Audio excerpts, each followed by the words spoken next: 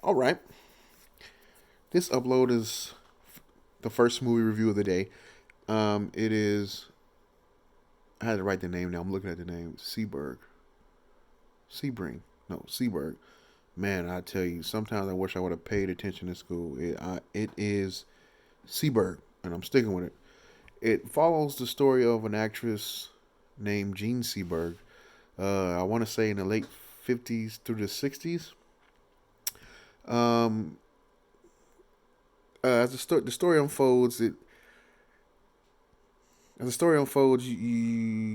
kind of like, oh, she's just a French actress that came over here and was like, well, I need to get my face out there, so let me go and get in cahoots with the Black Panthers and the Nation of Islam.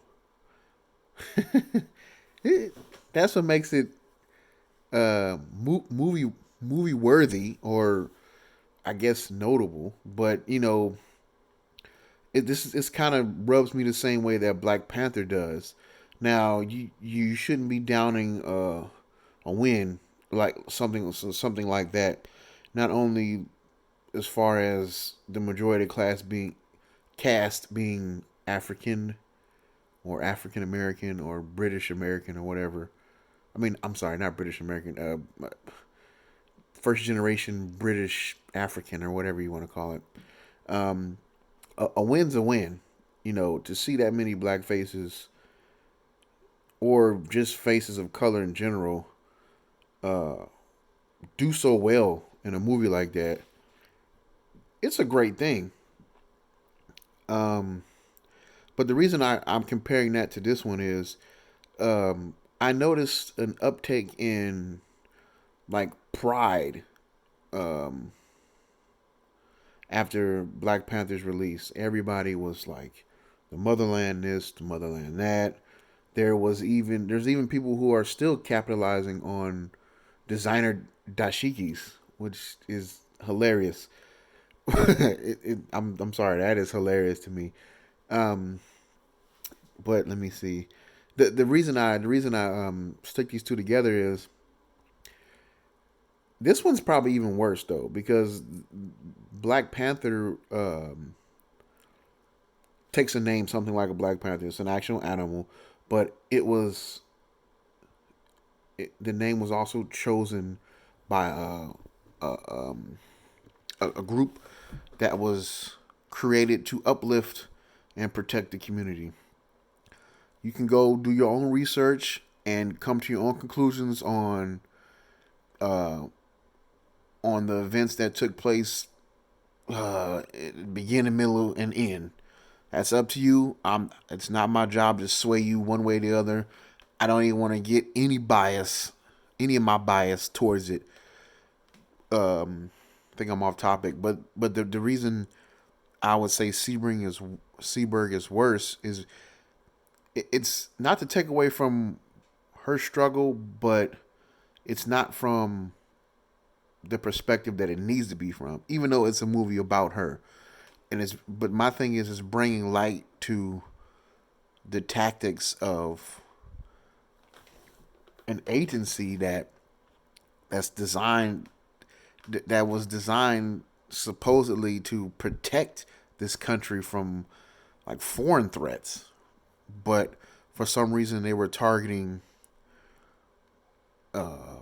African American groups. They're radical this and radical that. That's that's my only issue. That the story had to be brought to light from her surrounding her personal story. Not to try and diminish who she was and her struggle. But I'm just gonna go to the pure movie and try to do a review. Now that I got that off my chest. Um it's a decent movie. It's not bad. It starts off, you know what? You know what? Kristen Stewart and Robert Patterson. Both those kids got their start. I want to say got their biggest exposure. I'm talking like a real reviewer now. They got their most exposure through the Twilight series. They're decent actors, but I feel like there's always going to be some type of stigma or dark cloud floating over them because of that series. And I haven't even watched the series, so I'm going to have to take some time out and sit down and watch the series and judge it. But she can act. Kristen Stewart can act. It wasn't a bad performance. The only thing was, I feel like, I think I've said this before, but when you let somebody whose job it is to, in a way, his job it is just to read bring the lines from the script alive and animated. When you let them have a little bit too much freedom, it kind of ruins the story. Now, I don't know if it was her choice or if it was the writer's choice, but she showed too much too often. And I know there's probably going to be some dudes or some bros out there saying, "Oh, what is wrong with you? Why would you?" The movie's not about her walking around naked. Okay, it's it's about. It should have been focused more on her mental state and how she was kind of like on an edge. And I still think Kristen Stewart did a good job portraying that. She started out like semi happy, you know what I mean? Like, hey, I'm happy, but my career's kind of taking a dive right now. So I'm just gonna go to America and see what's gonna happen. I have a role ready. I have a role, two roles lined up for me. I'm gonna go there and see what happens, and I'm hoping for the best. I'm hoping to get like I'm hoping to get back on a roller coaster going up instead of stay on this one that's kind of going down. And she does a great job of bringing this character to life. I don't care. That's my opinion. She does a great job of bringing this character to life. There's appearances by Vince Vaughn. I had to look this guy up. Anthony Mackie is his name. He was in Hurt Locker. He was in Pain and Glory, and of course, Captain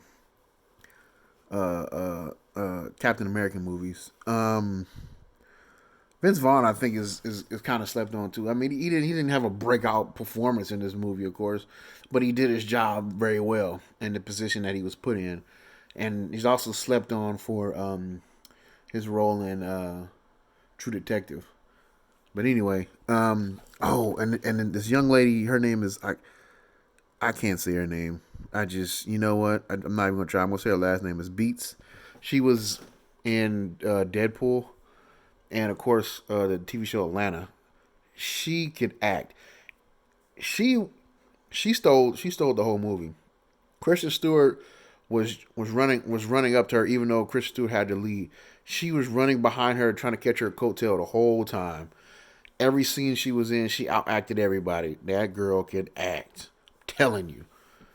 Of course, it's too bad she doesn't get that many roles, but she could act. I'm telling you.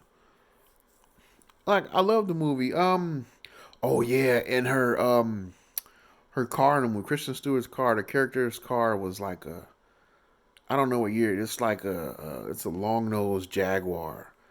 It's really nice. That car is really nice.